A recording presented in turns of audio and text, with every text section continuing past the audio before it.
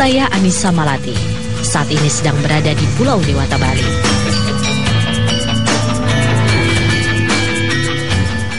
Saya berkunjung ke Bali menjelang berlangsungnya sebuah perayaan Hari Suci.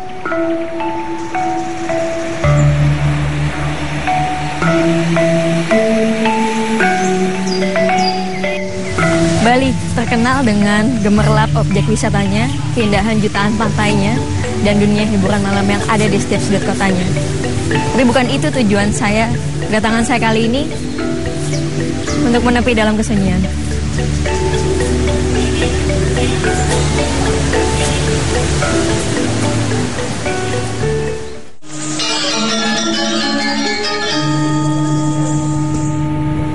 Bali masih menjadi primadona pariwisata Indonesia.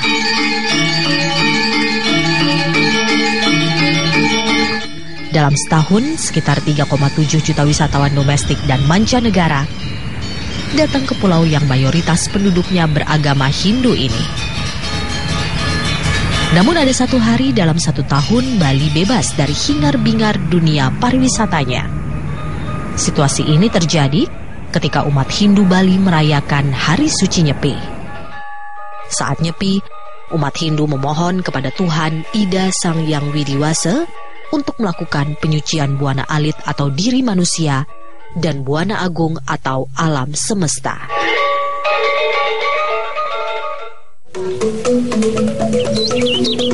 Hari ini, kaki-kaki saya harus kuat melangkah. Sebelum Hari Suci Nyepi, umat Hindu Bali melaksanakan serangkaian ritual. Salah satunya upacara melasti yang sedang saya ikuti. Ini jaraknya kira-kira sampai ke lokasi kurang lebih 2,5 kilo kalau dari tadi kita mulai ikut.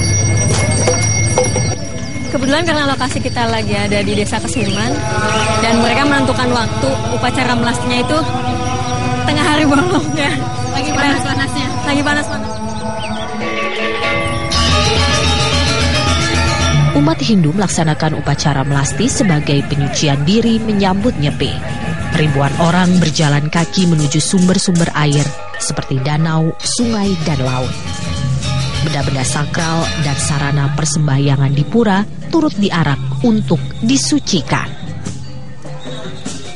Jadi semua masyarakat Bali tumpah ruah ke jalan dan itu dari segala usia. Dan yang lucunya justru anak-anak kecil di sini itu malah semangat banget walaupun panas, nggak menyurutkan semangat mereka. Kami menuju Pantai Padang Galak Denpasar yang menjadi lokasi upacara melasti. Sudah mau sampai.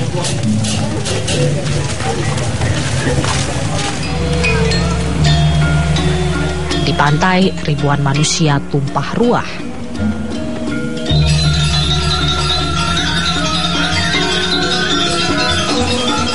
Masing-masing melakukan ritual persembahyangan menghadap ke laut. Jadi memang hampir semua masyarakat yang ada di sekitaran wilayah Denpasar itu berkumpul semua di sini di Pantai Padang Galang. Itu bisa dilihat dari ujung sana sampai ujung sana. Itu masyarakat duduk di pinggir pantai menghadap ke laut dan bersiap mulai berdoa.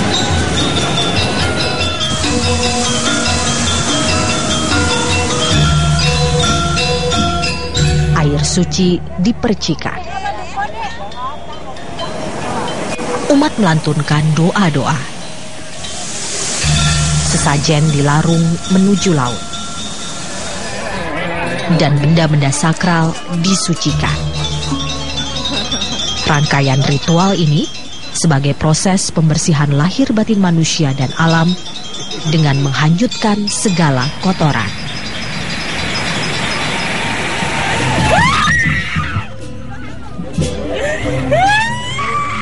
Menjelang akhir upacara, tiba-tiba sejumlah orang mengalami kerauhan atau adanya kekuatan suci yang masuk ke dalam tubuh.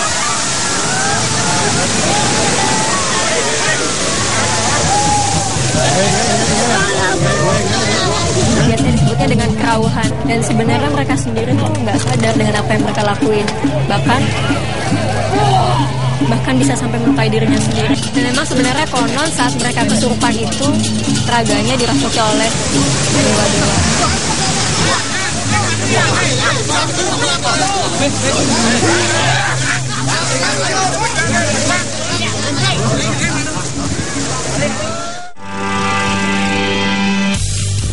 Hari suci Nyepi di Bali kali ini tidak hanya dirayakan secara spiritual keagamaan.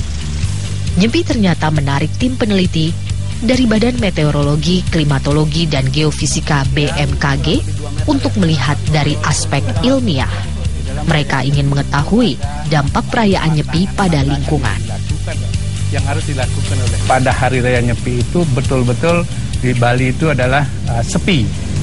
Nah, sepi ini berarti tidak ada suatu kontribusi gas atau gas GRK yang dikeluarkan oleh aktivitas manusia. Nah, itu artinya BMKG sangat tertarik untuk melihat sejauh mana kontribusi daripada perayaan Nyepi itu terhadap kondisi atmosfer di Bali.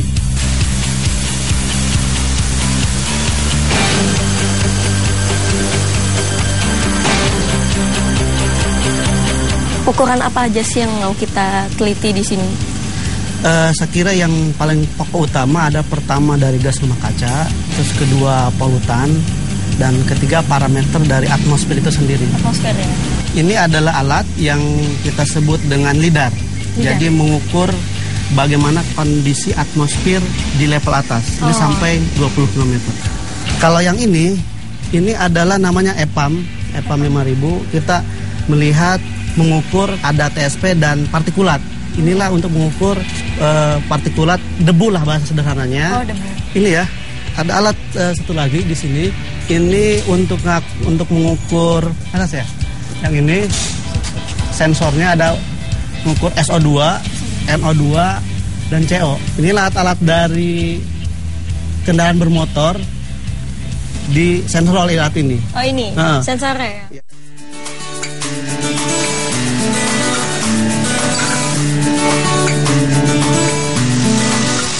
Saya mengikuti tim yang akan memasang alat pengukuran di 8 titik yang tersebar di Pulau Bali. 4 titik dipasang di daerah padat atau perkotaan, yaitu Denpasar dan Badung, masing-masing di Tuban, Pelabuhan Benoa, Pasar Badung, dan Terminal Ubung.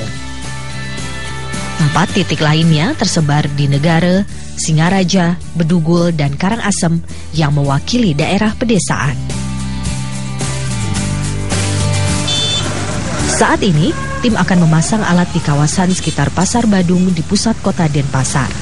Pasar mewakili daerah padat aktivitas dan tinggi konsentrasi polutan.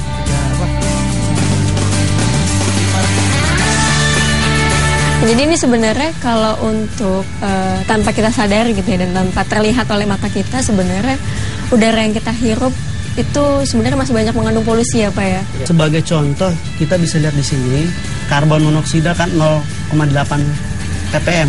Nah, sedangkan batasannya itu tadi kalau pengukuran sesaat itu 23 ppm. Nah, jadi masih sangat jauh. Jadi yang tidak kasat mata di lingkungan kayak gini ternyata memang ada terukur karbon CO itu lah bahasa karbon monoksida itu terukur pas normal seperti ini 0,8 ppm. Nah, pas saat nyepi turun nggak?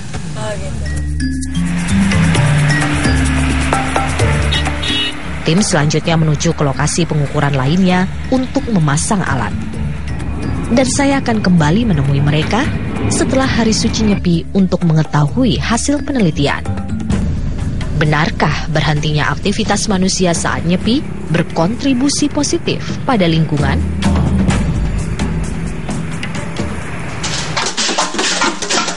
Alat-alat yang digunakan adalah alat rumah tangga. Dan sebenarnya memang bertujuan untuk membuat bising. Jadi roh jahat yang ada di sekitar lingkungan itu keluar.